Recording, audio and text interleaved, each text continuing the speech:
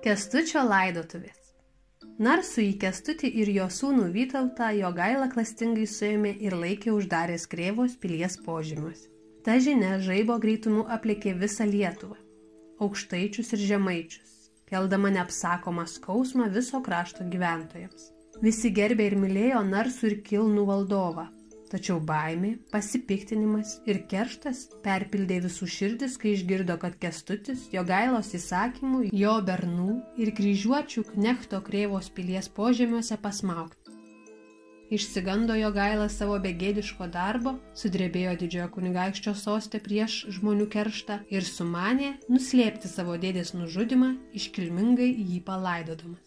Kęstučio kūną ant puikių neštuvų išnešė iš Krėvos pilies į Vilnių. Nešė jį, pasikeisdami belaisviai, prieš karstą ėjo 100 raudotojų, kurios garsiai traukė liūdną mirties giesmę ir liejo graudžias ašaras. Prieš jas ėjo muzikantai. Jau iš tolo girdėjosi varinių skardų traškėjimas ir pučiamų vamzdžių bei ragų garsai. 100 ginkluotų kareivių lydėjo kunigaikščio karstą, o iš paskos sekė ištikimas kunigaikščio tarnas, kuris buvo pasiryžęs sudegti su savo viešpačiu. Toliau vedė Kęstučio žirgą, medžioklės šunis, nešė sakalus ir vanagus, o auksuotose skryniuose kepurę, drabužius, ginklus, kitas brangenybės. Laidotuvių eisenos priekyje jojo 20 raitelių. Jie mojavo plikais kardais, šitaip vaikydami piktasias dvasias ir garsiai šaukė: "Dinkit velniai, dinkit šalin nuo šito kūno." Girdėdami visus šiuos garsus, žmonės smalsiai stojo pakelėje, kai kurie prisidėjo prie eisenos. Todėl prieš Vilnių susidarė jau didelė minia. Prie Vilniaus vartų visas pasipuošęs puikiausiais drabužiais, dėdamasis labai nuliūdęs, apsuptas didžiūnų, jau laukė Jogaila. Kai eisena priėjo, Jogaila nulipo nuo žirgo ir palaukęs, kol karstas bus prineštas prie jo, su tariamo skausmo išraiška veide, pripuolęs prie dėdės, prapliupo netikru apsimestiniu verksmu.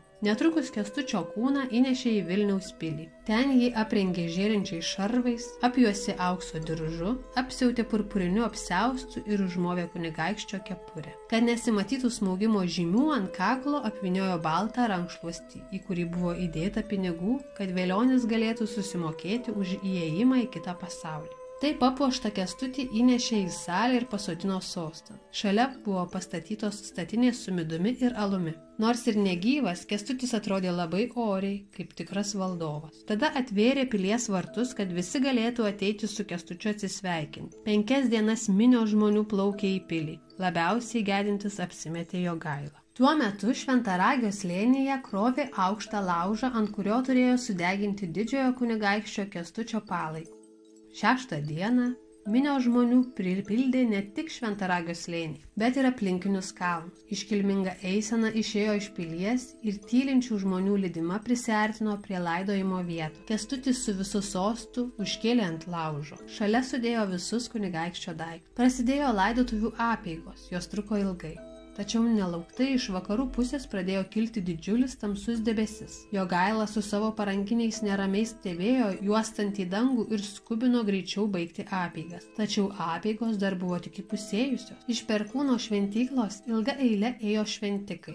Pirmieji ėjo žemesnio rango šventyklos ugnies sergėtojai Vaidilos baltais drabužiais. Jiems iš paskos kriviai su ąžuolo lapų vainikais ant galvų.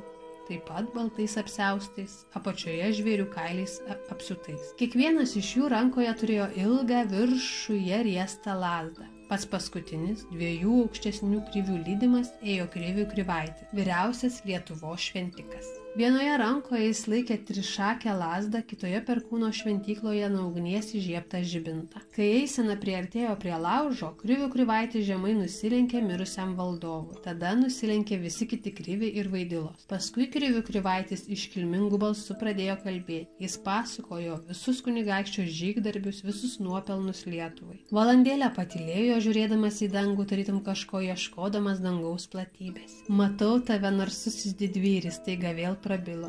Matau tave danguje, skriejantį ant balto žirgo, rankoje laikai 3 žvaigždės ir žengi į amžinos laimės rūmus. Visiems, kurie buvo susirinkę po šių žodžių, pasirodė, kad jie irgi mato kunigaikštį skriejantį dangumi. Tik Jogaila, kuris tikėjo burtais ir buvo labai prietaringas, stovėjo visas išbalęs ir labai nekantravo, žvelgdamas į vis artėjantį juodą debesį. Baigęs kalbą, Krivių Krivaitis uždegė laužą iš visų 4 kampų. Vaidilos laistė laužą sakais, o Kriviai ir didžiūnai svaidė į liepsną erelių ir lokių nagus, kad kunigaikščiui būtų lengviau užkopti ant amžinos laimės kalno. Tuo tarpu juodas debesis jau visai uždengė dangų, sutemo kaip naktį, tik žaibai be perstojo plėšė juodą tamsą. Staiga trenkė baisus griaustinis, žmonės iš baimės susigūžė, toks stiprus buvo trenksmas. Netrukus griaudė ir žaibavo be paliovos. Tuo metu įvyko kažkas nepaprasto. Vienas po kito ėmė blykščioti akinantys žaibai.